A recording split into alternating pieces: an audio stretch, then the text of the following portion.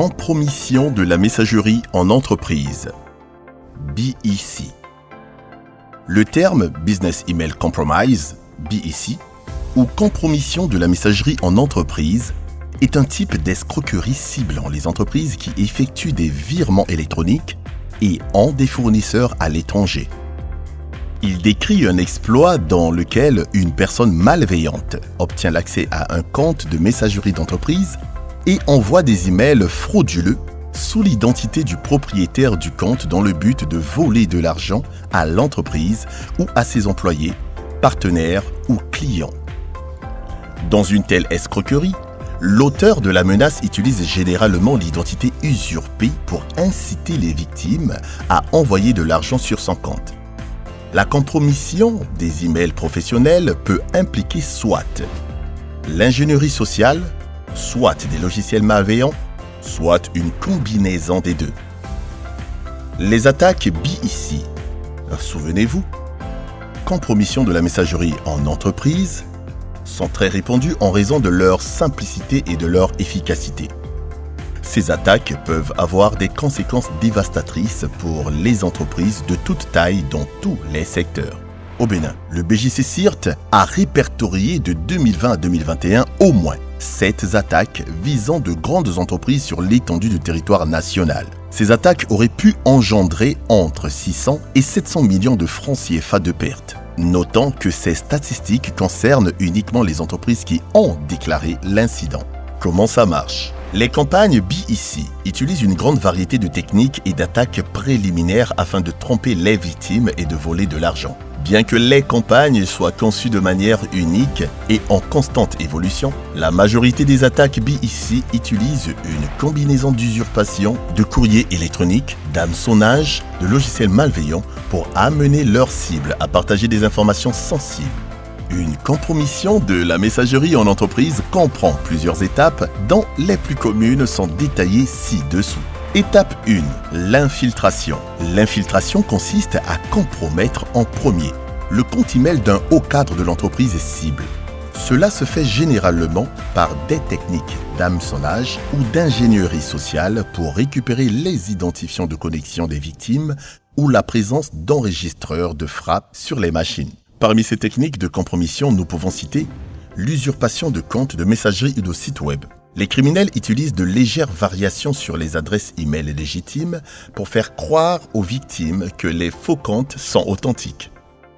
Exemple, site de l'entreprise légitime, entreprise au singulier.com et email contact@entreprise.com au singulier toujours. Usurpateur, entreprise.com mais au pluriel avec un S et email contact@entreprise.com, entreprise au pluriel avec un S. L'hameçonnage.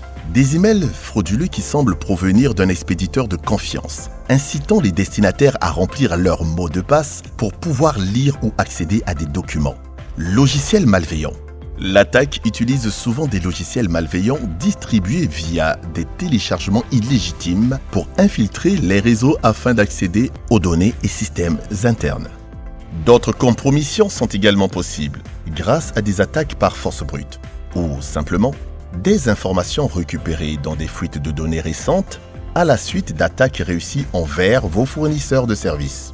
Exemple, suite à l'attaque informatique médiatisée ayant pour victime le fournisseur web Yahoo en 2014, les données telles que les emails, mots de passe chiffrés, numéro de téléphone, date de naissance, des réponses aux questions secrètes, de telles informations représentent une mine d'or pour des attaquants qui peuvent déchiffrer les mots de passe si ils ne sont pas assez complexes afin d'obtenir l'accès à des données personnelles.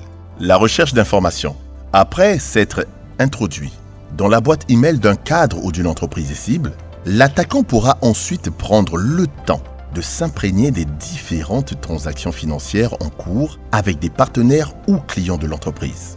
L'étape suivante serait de s'introduire dans les conversations, soit à partir d'un compte compromis ou en procédant par usurpation d'un autre compte en fonction du sens de la transaction. Étape 3. Les requêtes frauduleuses. En supposant que l'entreprise compromise s'attend à recevoir un paiement d'un partenaire ou d'un client, L'attaquant se glisse dans la conversation en utilisant le compte compromis dans le but de faire une requête de changement d'information de paiement. La personne malveillante envoie un mail au partenaire de la victime et stipule que le compte bancaire de l'entreprise a changé et que le paiement doit être effectué vers une autre adresse bancaire. Cet acte lui permettra tout simplement de changer la destination des fonds.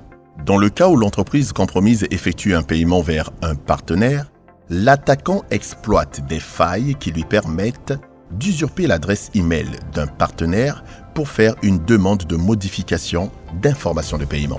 D'autres escroqueries BEC se manifestent par la compromission de la boîte email d'un haut cadre d'une entreprise dans le but de voler des informations confidentielles aux autres employés de l'entreprise ou les inciter à initier des transactions financières. Comment éviter la compromission de la messagerie en entreprise ? Les techniques avancées d'ingénierie sociale et d'hameçonnage impliquées dans la planification et la réalisation d'escroqueries, BEC, peuvent rendre les attaques très difficiles à identifier. La mise en place de ces meilleures pratiques de sécurité de la messagerie réduira considérablement les chances que votre entreprise subisse les conséquences d'une attaque de compromission d'email professionnel réussie. 1. Investissez dans la formation des employés sur la menace liée à la messagerie électronique et les meilleures pratiques de sécurité de la messagerie. 2. Examinez attentivement l'adresse email de l'expéditeur chaque fois que vous recevez un email. Les criminels créent parfois un compte avec une adresse email très similaire à celle de votre réseau d'entreprise. 3. Examinez attentivement tous les emails.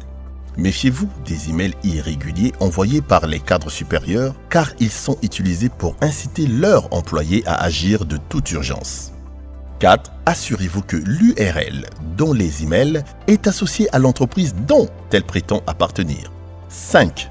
Soyez à l'affût des liens hypertextes qui contiennent des fautes d'orthographe du nom de domaine réel. 6. N'ouvrez aucun email provenant de parties inconnues. Si vous le faites, ne cliquez pas sur le lien ou n'ouvrez pas les pièces jointes car elles contiennent souvent des logiciels malveillants qui accèdent à votre système informatique. 7. Utilisez des mots de passe forts et une authentification à 2 facteurs. Le 2FA, un processus de sécurité qui implique l'utilisation de 2 facteurs d'authentification différents à des fins de vérification, aide à sécuriser les comptes de messagerie. 8. Vérifiez tout simplement dans l'emplacement de paiement du fournisseur en utilisant une approbation secondaire par le personnel de l'entreprise par téléphone. 9. Surveillez régulièrement les fichiers de journalisation liés aux activités des comptes pour détecter des irrégularités, telles que les connexions depuis des lieux inhabituels. 10. Connaître les habitudes de vos clients et fournisseurs. S'il y a un changement soudain dans les pratiques commerciales, méfiez-vous. 11. Investir dans une solution de sécurité des emails qui empêche les emails malveillants d'atteindre les boîtes de réception est le meilleur moyen, le plus efficace d'atténuer le risque que BEC représente pour votre entreprise. 12. Implémentez les règles SPF, DMARC et DKIM pour le nom de domaine de votre entreprise, afin de réduire le risque d'usurpation des adresses email. Et enfin, 13. Si vous pensez avoir été ciblé par un email du BEC, signalez-le immédiatement à votre responsable informatique ou à l'ANSSI et aux forces de l'ordre ou déposez une plainte auprès de l'OCR. Ceci est un message de l'ANSSI et ses partenaires pour la campagne de sensibilisation des utilisateurs du cyberespace et de la protection de l'enfance en ligne.